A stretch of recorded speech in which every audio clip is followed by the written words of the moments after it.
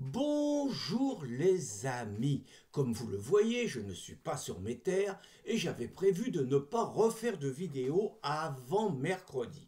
Mais l'actualité m'oblige à reprendre le boulot et à sortir de mon silence. Alors, j'aurais pu vous faire une vidéo sur un ensemble d'événements qui se déroulent en France, en Europe, dans le monde. J'aurais pu vous parler de l'assassinat de la liberté de Charlie Kirk aux États-Unis par un gauchiste qui ressemble étrangement à ces milliers et des milliers de boutonneux haineux qui pourrissent la vie de ceux qui aiment la liberté en France. J'aurais pu vous parler de l'assassinat de cette réfugiée ukrainienne par un noir dans un métro américain et de remarquer qu'on n'a pas demandé aux noirs de demander pardon aux blancs, de se mettre à genoux devant les blancs, comme cela s'était passé quand George Floyd avait été tué par un policier jugé responsable et qu'on avait sommé les blancs de demander pardon partout dans le monde, ce qui avait été fait notamment par la gauche avec beaucoup de zèle. J'aurais pu vous parler naturellement de l'énorme manifestation de Tommy Robinson qui a recueilli bien plus que les 110 000 que certains, et nous d'ailleurs, ont repris, faisant confiance aux flics et oubliant quand même que dans l'Angleterre de Starmer, la police est aux ordres du gouvernement et certainement pas aux ordres des patriotes qui ont manifesté. Certains parlent de plusieurs millions, en tout cas il y avait plus de 110 000, ça a été un succès extraordinaire. Hommage à Tommy, vous savez que je devais y être et que je n'y suis pas allé au dernier moment parce qu'il y avait le baptême de mon arrière-petit-fils, mais j'étais de tout cœur évidemment avec les manifestants là-bas.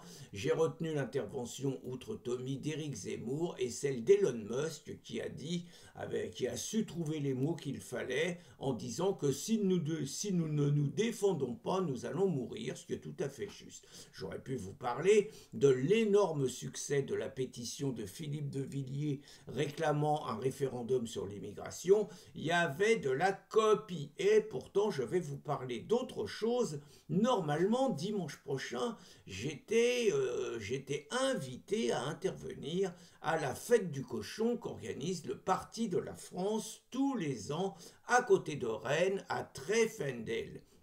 Cela se passait une semaine après, 15 jours après l'énorme succès de la fête du cochon qui a eu lieu à Hayange, où 15 000 personnes étaient présentes. Et la fête du cochon du Parti de la France se déroule depuis des années et des années. Moi, j'ai déjà dû aller à 5 ou 6, mais je sais que ça avait commencé depuis longtemps. Il n'y a jamais eu le moindre incident, jamais le moindre débordement, et cela se produit dans un endroit privé. Donc, normalement, tout va bien.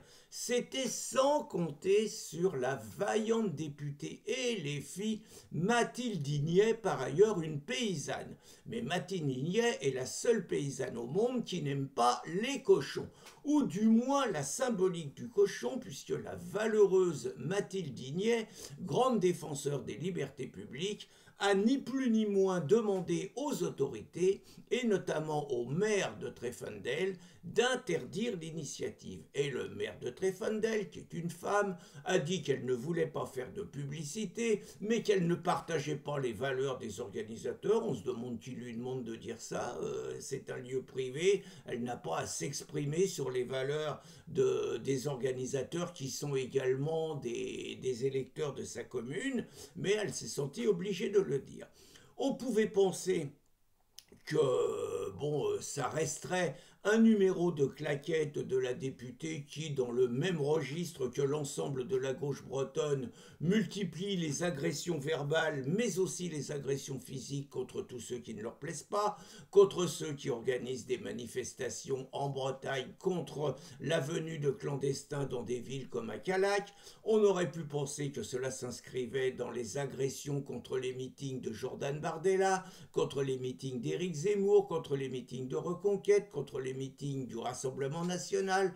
On aurait pu penser que cela s'inscrivait dans les demandes d'interdiction de projection dans des lieux privés, je dis bien dans des lieux privés, du film de Tommy Robinson, Silenceud. On aurait pu penser que cela s'inscrivait dans les attaques régulières contre les militants de la Cocarde ou contre les militants de l'Uni en Bretagne. Bref, on aurait pu penser que cela s'inscrivait dans cette logique-là, mais que la fête du cochon aurait lieu. C'était sans compter sur les menaces, parce qu'on n'en reste pas aux demandes d'interdiction, on en arrive aux menaces de venir tailler ta voiture, aux menaces d'aller foutre le feu à ta maison, aux menaces de s'en prendre aux enfants, aux menaces de s'en prendre à la famille, bref, un ensemble de menaces qui ont harcelé les propriétaires des lieux où se fait la fête du cochon, et ceux-ci, ne se sentant pas protégés par ailleurs par les autorités, ont préféré, devant une telle pression,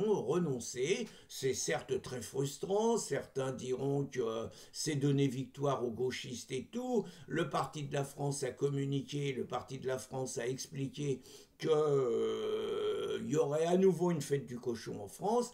Il n'empêche que c'est quand même, à ma connaissance, la première fois que, sous les menaces, une fête du cochon est annulée en Bretagne. Alors on peut penser naturellement que Mathilde Dignet va fanfaronner, va dire que grâce à elle, le fascisme, le racisme, la xénophobie, la haine ont reculé.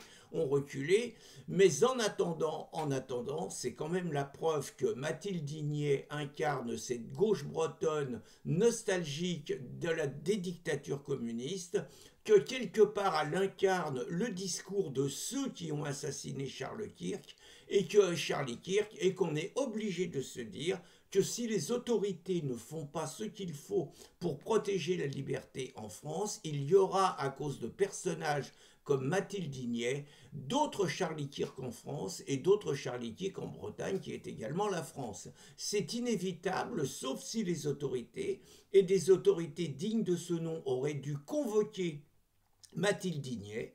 Mathilde Dignet aurait dû être mise en garde à vue, comme tous ceux qui s'opposent à la liberté de réunion, à la liberté de manifestation, comme tous ceux qui organisent des contre-manifestations contre la liberté de manifester. Cela devrait être des gardes à vue et des inculpations pour mise en danger de la vie d'autrui. C'est seulement ainsi qu'on protégera la liberté d'expression dans ce pays et qu'on empêchera qu'il y ait d'autres martyrs de la liberté en France, comme l'a été Charlie Kirk et comme il risque de l'être à tout moment des Tommy Robinson en Angleterre, mais aussi des Éric Zemmour, mais aussi des Damien Rieu, mais aussi des Alice Cordier, mais aussi tous ceux qui défendent en France la liberté et éventuellement l'amour de son pays.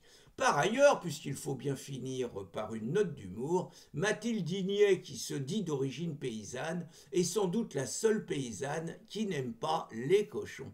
Bonne journée les amis!